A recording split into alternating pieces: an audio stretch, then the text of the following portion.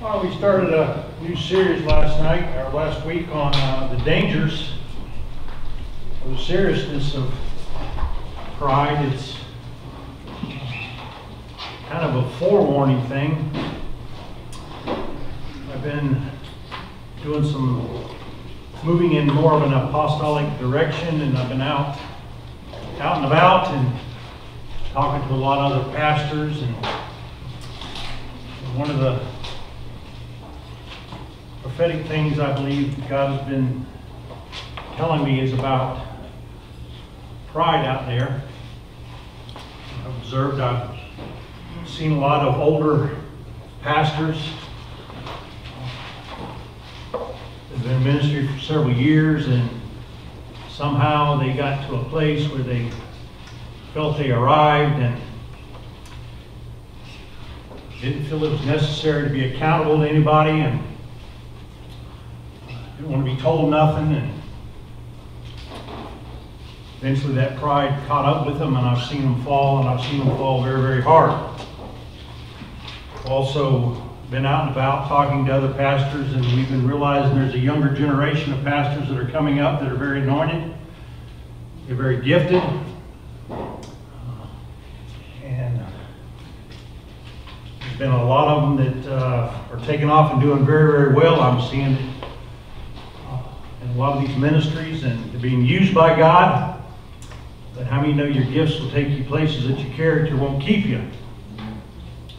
I've seen a lot of this going on. As a matter of fact, I've been working with a pastor that's been in it for a while, but somewhere he got off into an improper teaching, in my opinion, about grace, and he quit being accountable and got caught up in some things, and next thing you know, he fell and got out there involved in crack cocaine. And so, prophetically, and as somewhat of a older pastor, not old, but older, there's a father kind of sensing me that is wanting to be proactive rather than be reactive. And he's been putting on my heart to begin to talk about pride, because I don't want to be one, you know. I've seen it happen to much more mature, much older pastors than me, and I've seen the way it came at me when I was young, and fortunately I survived through it, but could have easily been taken out because times got too big for my britches, or thought I had arrived and I didn't want to be accountable. I didn't want anybody telling me what to do, and so I want to be there to help younger pastors, but I want to also there to take care of myself, because I don't want to be one. Are you with me? And I don't think you want to be one of them. So it's happening to pastors, and it's happening to spiritual leaders, and it certainly could happen to all of us. And I don't know about you, but I like what I have today. I've worked very, very hard to get where I've come, and the last thing I want to do is forfeit or be disqualified and let myself forfeit so much of what I have simply because I was prideful. And trust me, it'll eat you up. God hates pride, and He won't share His glory. And if you think you have arrived or in a place where you're on your high horse and you think you've gotten too big for your britches and you think you're all that, trust me. Just watch, wait and see, and God's going to knock you off your horse. And it's not going to be a fall, but it'll be a great fall. So how many have been tested just this week? Amen. You know, I thought actually I was doing pretty good in this area. And some things this week didn't go the way I wanted them to do, and here I saw myself moping around in self-pity and poor little old me. And after about an hour of being in reaction, the Lord spoke to me and said, "What are you doing?" I said, "What do you mean what I'm doing?" He said, What is this thing you're in? What is this self-pity? What is this poor little old me attitude you got going?" And the Lord just says, I had to own it. I had to stop right. I said, "Well, Lord, I guess I'm just feeling sorry for myself." And the Lord said, "Well, what is that?" And all of a sudden it hit me. It's the very thing I've been telling everybody else about. Pride. Pride's not just an elevated opinion. It's also a low opinion. It's poor little me, nobody loves me, nobody cares. We know about the pride that's all lofty and arrogant and walks around like some rooster, like I'm all that, right? But that same self-pity, that cowering down, intimidating thing where no one loves me, I'll take my ball and I'll go home, and you know, that's nothing but the low opinion of pride, and they're both pride. But fortunately, I was able to be proactive and catch myself and react to it, because that kind of pride can take me to a place where all of a sudden I can walk in the office, throw my keys down and say, it's over with, I'm done, and I'm just going to go, no one loves me, no one cares, and just throw in the towel. And that kind of pride could take me out too, couldn't it? The devil will take whatever pride you'll give him. He's no respecter of persons. So fortunately, I was able to be proactive instead of reactive, and caught myself and realized that I've got, you know, a lot of stuff still in there, and it's not a bad thing. It's a good thing. You know, if there's pride down in there, I want to get down to the bottom of it. If there's any little thing in me that gets offended, any little thing, when someone says anything whatsoever, I mean, it gets even a little bit offended, that shows me there's pride in my life. Jesus was treated very offensively, but he never took offense. He never held on to that offense. He never got resentful. He never let it get the best of him. He never caused it to get him into reaction. He responded to it, but he didn't get reaction. So in 1 Peter 5:8, we said last week that Peter talks about how the devil can hook us through pride. And he says, be sober in spirit. What does it mean to be sober? Sober means to be serious. It means to be alert. It means to be paying attention. We know what it all means to be drunk and stuck on stupid, don't we? So he says, don't be like that. Be sober. Be serious. Pay attention to what's going on around you. Do not be a fool. A fool is a man who fails to pay attention to what's going on around him. He says, be alert. Have your faculties. Your adversary, the devil, prowls about like a roaring lion, seeking someone to devour. So this tells us two things about the devil. He wants to devour us. The word devour means to swallow in one big gulp. The devil is not interested in picking at you. He will do that. But the devil's nature, the way he does, it says that he prowls and he preys on us. When the devil preys on us, that means he's not praying for us. Are you with me? He preys on us. He's looking for a nice lunch. Not just a lunch, but he's wanting to swallow the whole buffet all at one time. So he's not just like a little chihuahua nicking at you and picking at you. He waits. I mean, I've talked to you this before about a lion, man. A lion is unbelievable, man. He'll lay for hours and study and watch his prey, waiting till he gets isolated away from the young body. He waits for that one prey that thinks he's arrived, and I've got it all down, and I don't need accountability. I don't need to go to no groups. I don't need to go to church. I can just have church at home. I don't have to go to no building. How many ever heard anybody like that? Oh, I don't have to go to church. I can worship God just at home. Well, right there, that tells you something. That says that this person thinks he can do it alone. So he waits for pride. He waits for that poor little old me. He waits for that arrogant, lofty attitude where you think you're right. He studies you and he washes you. And he waits, and then all of a sudden he pounces on you to devour. That means to swallow you with one big gulp. That means just, you know, kind of like my dog, man. I'll throw him a steak, man, or something, and it's like 2 bites and then it's gone. I'm going, how in the world do you do that? And that's what the devil does. He just wants to swallow it all, and he wants to take you out completely. He doesn't want to just cause you to kind of have a rough moment where you go out and have a couple of drinks. No, he wants a full-fledged relapse that takes you out, to get you out of the game, to get you out of the war, and he'll study and watch. So here we are under God's authority, protected. We're under authority. We're being submissive. We're staying humble. We're doing the things we need to do. And the devil loves to sit out here. And he'll look at these character defects. He'll study us. He'll watch us. He'll see if our problem is lust or anger or pride or whatever it is. And he'll wait. He'll pray on us. He'll study and watch us. And one of the two big areas that the devil goes after, I said last week, are fear and pride. Those are the two big ones.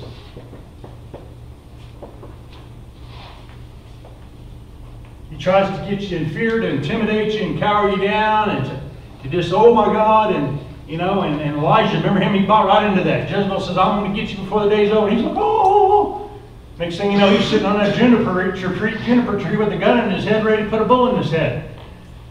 Suicidal. So he'll take you out that way, and the other one is pride, an elevated opinion or a lofty elevated opinion or a low opinion of yourself. And he'll study and he'll watch you, and he'll try to send things to get you in reaction.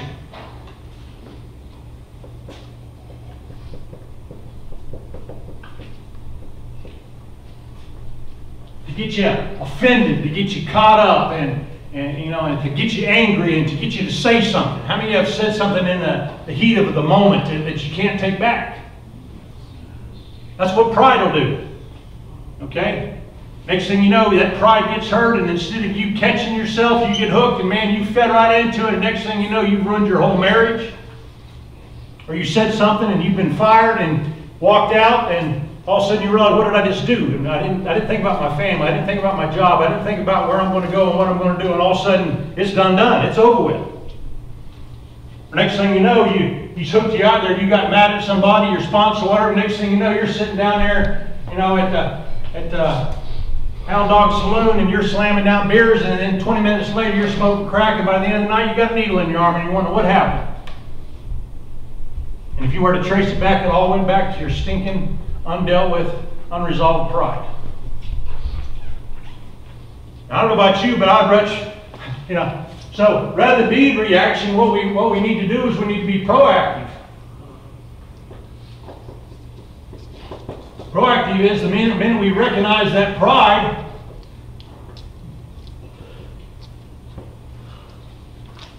The minute we recognize that pride, right, we can go ahead and get in reaction. But where's that gotten us? All of our life. It's got me run off and lost relationships, and it's cost me a lot. I'm tired of being ripped off by the devil. I'm tired of it taking. I don't want to be like some. I don't want to be 21 years in ministry, and next thing I know, I'm living in a crack hotel down in the hood. I heard the guy that was at my ordination, that was my discipleship teacher, that was running Duncan Memorial Camp. I heard he's living in a hotel room right now. Today, right now, he's living in a hotel room. The girl he left his wife for, he's not even with anymore. He's sitting in a hotel room. 25 years in ministry. Or 22 probably. He's been there about 3 years out of ministry. But I'd much rather be proactive and go straight to the Lord and say, Lord, I got that thing going on. Lord, that person just offended me. They hurt my feelings. You know, I don't want to do it. And I can feel that thing, and I can just fight it, and I can drop to my knees and say, God, I humble myself. God is opposed to the proud, but He gives grace, empowerment to the humble. That means when you're proud, God's opposed to that. He hates that, but when you drop to your knees and you humble yourself and say, I'm not all that, I'm a nobody, I'm not worthy, oh God, be merciful to me, I love this person, I'm not going to respond, and you drop to your knees, man, the devil, what's he going to do with that? What is the devil going to do with that? When you just fall down and you say, I give, I surrender, I tap out, I'm a nobody. The devil's just got to turn around and go back home, doesn't he? He just lost a war.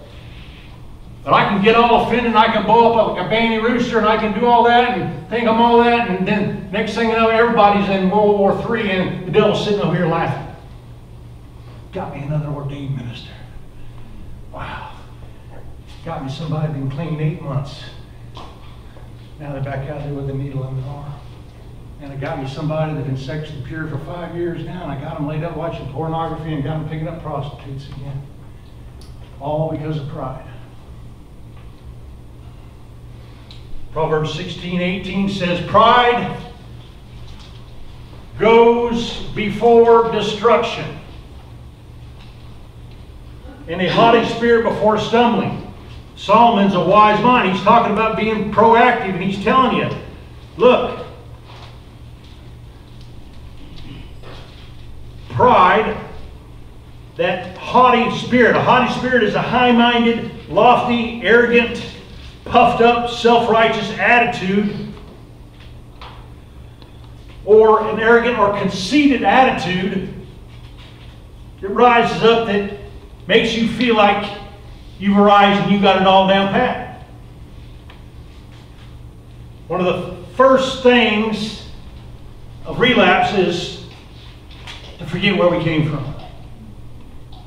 It's so easy to forget that 21 years ago I was in a crack hotel. I lost everything I had. Nobody would talk to me. I had to start at the bottom. I was down at the breakdown machine at Dunklin and had a breakdown. I don't want to forget about that guy ever. 38 years old, lost a 13-year career with Florida Paramedics, spent $150,000, lost a pearly white Corvette, lost every single thing I had, and was walking on the street, actually was renting out my Corvette for $100 worth of dough. Doing things I said I would never, ever do. I don't want to ever forget that guy, because you know what? I can go back there real fast. I get on my high horse, think I'm arrived, and I keep wanting to ride out there. Trust me, God hates it. God's not going to share His glory. He'll knock me off my horse real fast. I'm an ordained minister, pastor the church for 20 years, but I tell you what, I could be right back today if I get to that place. So Solomon says pride comes before a relapse. It precedes it. 1 Corinthians 10:12, he says, therefore let him, that person who thinks he stands, that he's all right, I'm okay. Let that person thinks that he stands, take heed, because you're getting ready to get knocked off your high horse. Let that person think that he's arrived. That person that thinks he doesn't need anybody, that he knows it all, doesn't want anybody telling him to do, that person better be real careful, because you're on the verge of a full-fledged relapse, and you're going to lose everything you worked so hard for. Anybody in here, or any of us have arrived yet? We all got work to do. Is there anything that we have to be proud about? Except for the grace of God, there goes every one of us. I look at that mentor that's in that hotel room today. That could be me. And if I think it can't be me, and I want to judge him, then trust me, the same thing could happen to me. Who am I to judge somebody that's caught up in a homosexual lifestyle or on the street? Who am I to judge? Who am I to be their... they don't answer to me. They answer to God. But I answer to God for me too. So what is that thing? Let me just ask you, what is that thing in us that can't be corrected? What is that thing in us the minute someone starts trying to correct us, we start taking it as rejection. Immediately we start putting up this wall. Instead of listening to what they're saying, we're already building a case. We're already trying to rationalize, minimize, justify, and defend. What is that in us? What is that thing in us when someone says to that you can't just say, okay, let me hear what you're saying. One of the sociogram over here is one of the biggest things that can help a person get well, but we go into the sociogram already trying to fight and defend ourselves. A person that really, really wants to get well, that wants to deal with pride, will say, man, if I got pride in my life, then come on, sit down, talk to me. Bring them bad votes. Good votes are great, but a person that wants to get well wants to look at the bad votes. A wise man will pay attention to his weaknesses. A wise man will sit down and say, oh, you want to correct me? Great. Tell me what you don't think I did. I'll pray about it. I'll pick chew the fish, spit out the bones, but either way, I'm here to say what you got to say. So what is that thing in us? It bows up and we get so easily offended. Why can't we be corrected? Why do we have to be right about it? Why can't we just say, I'm wrong? Or when someone's talking to us, why can't we just say, okay? How hard is that?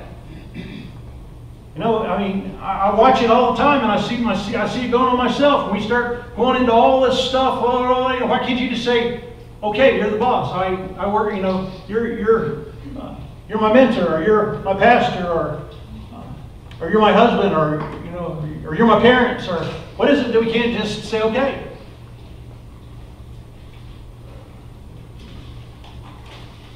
I read this last week. My name is pride. I am a cheater. I cheat you of your God-given destiny because you demand your own way. I cheat you of your contentment because you deserve better than this. I cheat you of knowledge because you already know it all. I cheat you of healing because you're too full of me to forgive. I cheat you of your holiness because you refuse to admit when you're wrong. I teach you a vision when you would rather look into the mirror than out a window. I teach you of genuine friendship because nobody's going to know the real you. I teach you of love because real romance demands sacrifice. I teach you of greatness in heaven because you refuse to wash another's feet here on earth. I teach you of God's glory because I convince you to seek your own glory. My name is Pride. I am a cheater. You like me because you think I'm always looking out for you, but that's untrue. I'm looking to make a fool out of you. God has so much for you, I admit, but don't worry. If you stick with me, you'll never find it. Does that sound like us sometimes? Pride is a self-exalting characteristic that elevates us up to a position of independence. The root of all sin is pride. The original sin started out back with Lucifer. Lucifer got too big for his britches.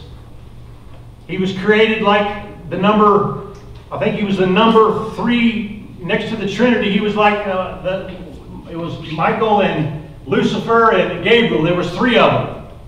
Lucifer's job, we're going to talk all about this next week, was his job was the worship. He was created absolutely imbued, but his vanity. He decided he wanted to be his own God. He rebelled against God and took a third of the angels. A third of the angels got booted out of eternity. Can you believe that? All because of pride. Rebellion loves to recruit, and Satan thought he would, said in his heart, I'll be better than God. So he tried to make his throne. He wanted to be his own God. Then he went out recruiting and took a third of them with him. And where are they at today?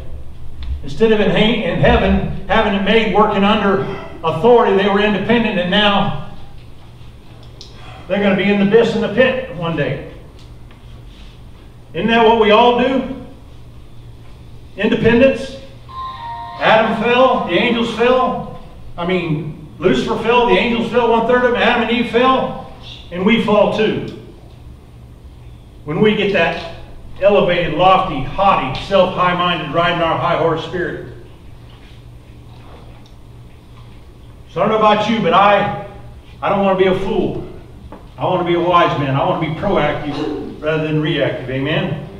Tonight we're going to talk about the pride of Uzziah. So turn with me to 2 Chronicles 26.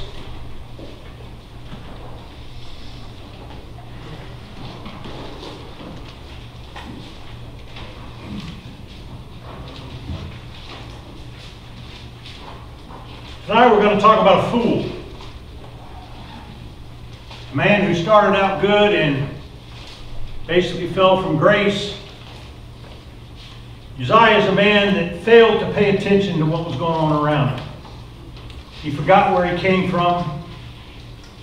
He got too big for his britches. He let his pride, his arrogance go to his head. He got caught up in a haughty, elevated opinion of himself, and the result, he ended up being disqualified and made permanent choices that chased him down for all of his life. So in 2 Chronicles 26, let's go to verse 3. 2 Chronicles 26, verse 3, it says, Uzziah was 16 years old when he became a king.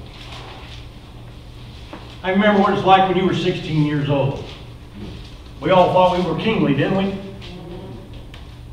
I know nobody could tell me anything at 16. My dad used to say, son, you're hard-headed as a piece of rock. Can't tell you anything. I remember that. And you know what? He is exactly right. But boy, I didn't want to hear it. I really thought in my mind, I really thought I was smarter than my dad.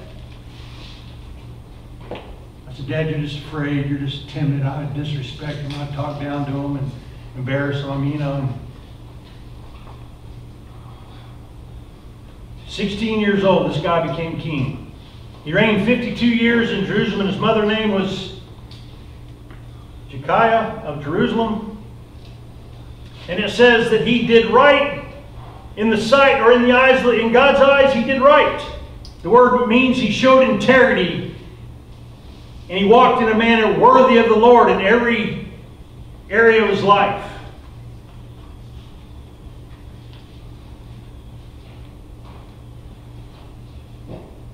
He walked according to his father Amaziah, just like his father Amaziah had done. And it says he continued to seek God in the days of Zechariah, who had understanding through the vision of God. In other words, the Amplified says that Uzziah continued to seek God. That means he set himself and made a determined and a deliberate decision to walk, to seek and to pursue God in his disposition. His disposition is his walk. That means that every single area of his life, his conduct, his behavior was one he wanted to walk in a manner that was worthy of the Lord, that was respectful, that would please God, that would make God happy. And God said in God's eyes he did right. That means he showed integrity. He walked. In other words, he wasn't only all that externally, but internally his heart was bent on pleasing God and doing what God wanted him to do.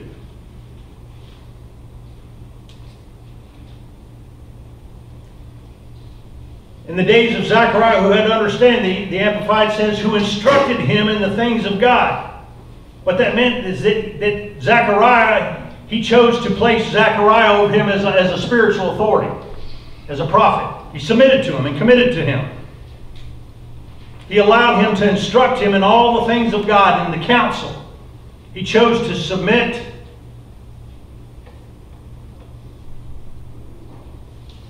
to somebody that was more mature and stronger spiritually than he was. In other words, he made a decision that he was going to be teachable, he was going to be accountable, that he needed somebody over him. He understood he needed spiritual authority over him, and he embraced it. And as long as he sought God, he prospered in all of his ways. The word there says as long as he sought God, that means as long as he inquired of God, remained under God's authority, in humility,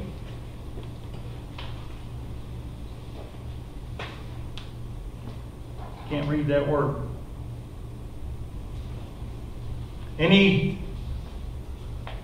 basically adhered to the authority and the counsel of God. So as long as he submitted and sought the Lord and stayed committed and submitted, it says that God prospered him. That means that everything that he put his hand to prospered. Not just the spirit, every single area of his life prospered. God saw to it.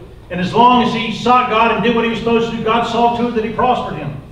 Now he went out and warred against the Philistines and broke down the walls of Gath, the walls of Jabnath, the wall of Ashdod, and he built cities in the area of Ashdod and among the Philistines.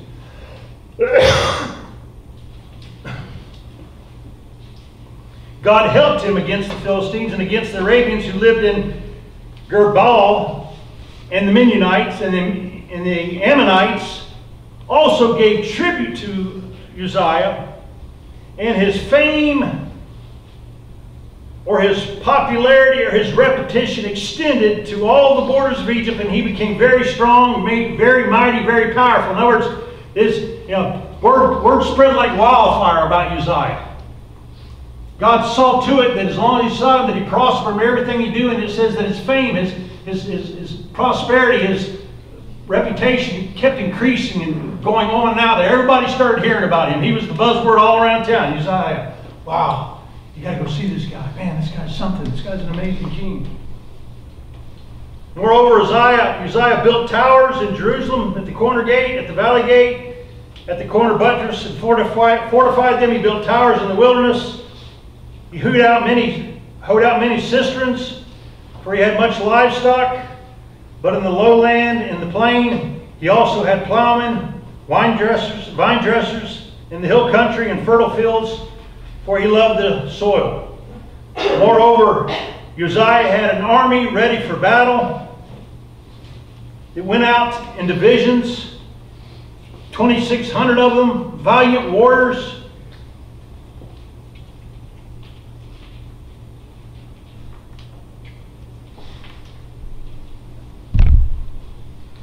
They went out in direction as an elite army. There was 307,500 men in his army who waged war with great power to help the king against the enemy. Moreover, Uzziah prepared for all of them army shields, spears, helmets, body armor, bows, slings, slinging stones. In Jerusalem, he made engineers of war, invented by skillful men to be towers on the corners for the purpose of shooting arrows, great stones. Hence his fame, his fortunes, popularity, reputation spread.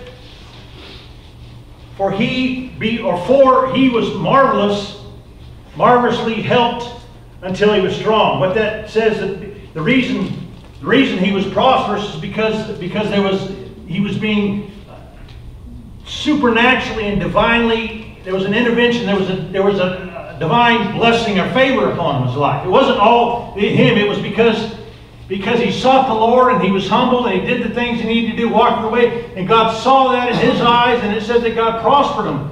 And there was a hand, like a hand on it, that saw to it that everything he did prospered.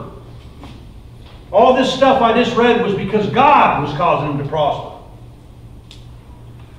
God's favor was set upon him with the intent purpose of blessing him in every single thing he did. God was bent on helping him until he saw that he prospered so much that there was nothing else he could give him.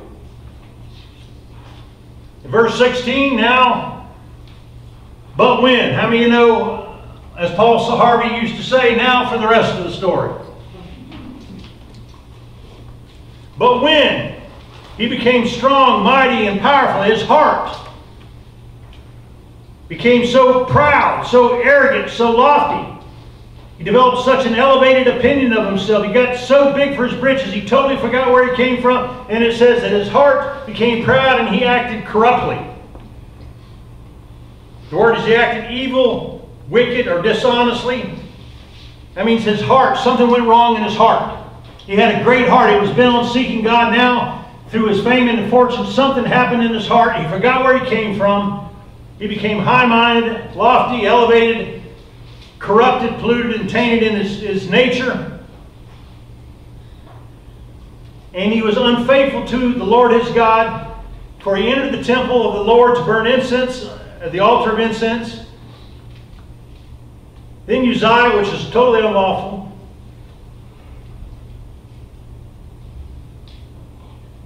then Azariah the priest entered after him with 80 other priests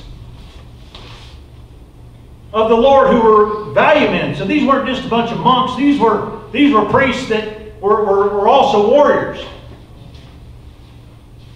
So here Uzziah, man, he's been out there doing all these things, his fame, fed, and fortune. I guess he gets bored, and all of a sudden he decides, well, I think I'll just take a stroll in the temple and I'll go into the holy place. That's what basically he did. He thought he could go, in essence, like behind the veil, or so to speak, and that it was going to be okay. He just walked right in there. And the priest said, what are you doing? 80 of them. Not just 3 or 4 of them. 80 priests went to him and confronted him and said, look, what you're doing is wrong. You can't do this. Who do you think you are? This is nuts. So instead of humbling himself, how many know when 80 men tell you, when 80 priests who are mighty men that are godly spiritual pastors, and they tell you, man, you better, what you're doing now, you're finna to get knocked off your high horse, and you disregard them. How many know you're in a bad place? When 12 men tell me I got a tail between my head, I gotta turn around and take a look. If I've been walking around all day long and I've got something wrong with me, and 10 people say, man, you need to go to the bathroom and look in the mirror and look at what's going on with you, then maybe I ought to stop and say, well, maybe they're right. But here, 80 priests, mighty men, try to talk to him. They try to confront him. They try to correct him. They try to bring read to him, and he disrespects him. And look what it says. It says, but Uzziah, with the censer in hand, in other words, he basically snatched the censer out of the priest's hands, which is the thing that brings the incense. And it says he was enraged. He didn't just get mad. He got totally in reaction. He got enraged. He had a meltdown. He threw a temper tantrum. Just like some kid in Walmart going totally berserk. Here, a king, a man of one time that was recognized by God and had a great reputation and done all these things. Now this guy gets confronted, and now he's enraged. Not only does he not receive correction, his rejection, but this guy goes off the chains and he's enraged. And it says, that while he was enraged, while he was in this temper tantrum, he was probably in one of those moments where he was just seeing red and he was out of his mind. I don't know about y'all, but I've been there before. Somebody hits something, next thing you know, a 10-cent statement gets a $10 reaction, man, and next thing I know, I just walked away, and 2 minutes later, what just happened? Where did that guy come from? Here I've said things and done things, and I'm going, oh my gosh, I've done that before. We've all done it, haven't we? While he was still enraged with the priests, he wasn't, let me tell you who he was really enraged against. He was really enraged against God.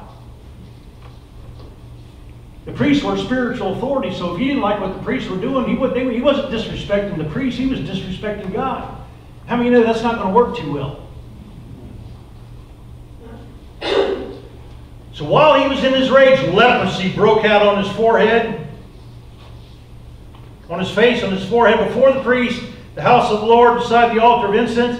Azariah, the chief priest, and all the priests, all 80 of them, looked at him, and behold, he was leprous. His forehead, and they hurried him out of there. They hurried him out, and it says that he himself also hastened to get out of there because he had been smitten and smoten by the Lord. What this basically says, he's throwing a temper tantrum over here, and while he's throwing a temper tantrum, an incurable disease of leprosy smote him. He woke up real fast, didn't he? Got knocked off his horse, didn't he? He just realized, man, I just blew it. And it says he himself recognized it. He took notice. He said, man, I've blown it now. Boy, I've disrespected. Man, can you imagine the feelings that he had right now when all of a sudden he's this great king and now he's struck with leprosy? An incurable disease, which means everybody looks at you. That'd be like somebody today that has leprosy and has HIV or AIDS and has some contagious disease, and everybody loathes and looks at you. Man, this guy went from being a handsome, probably king to being struck with leprosy, which nobody was allowed to come in. They had to actually kick him out of town and isolate him and put him away in a village for just lepers. Nobody could even come near him. So he got knocked off his high horse real fast, didn't he?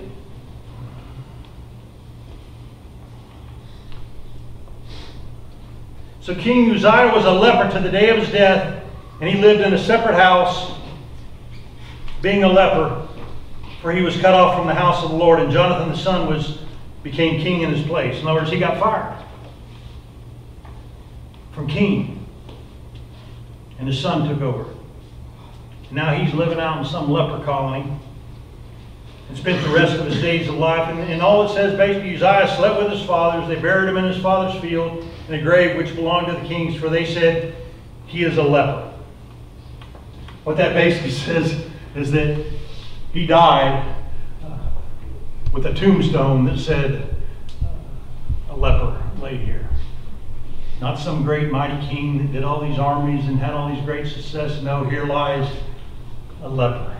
How would you like for your tombstone to say, here lies a crackhead, here lies a drunk, here lies a sexual pervert, here lies a prostitute, here lies a homosexual, and be remembered for being smitten and smoten by God. Pride goes before destruction, and a haughty spirit before stumbling. Let he who stands take heed lest he fall.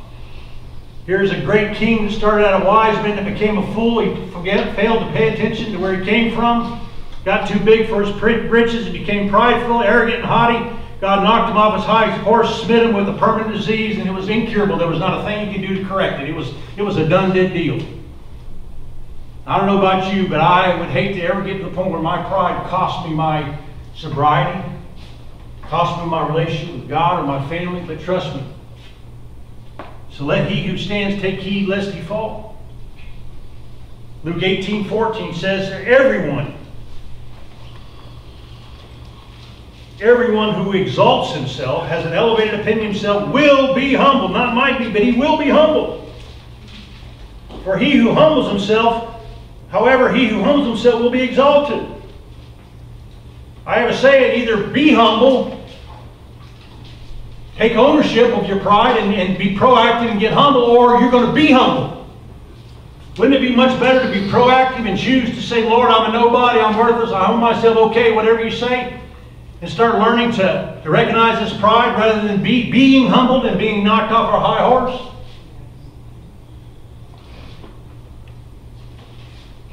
So we have a choice. We can be proactive or we can be reactive.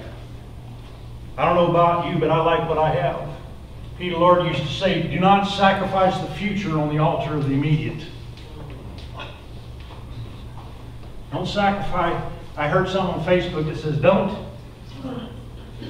don't do something permanently stupid because you're temporarily upset. I'm here to tell you, folks, that pride's a big one. It'll get me, it'll get you, it'll get all of us. And I'd much rather be humbled than be humbled. Amen?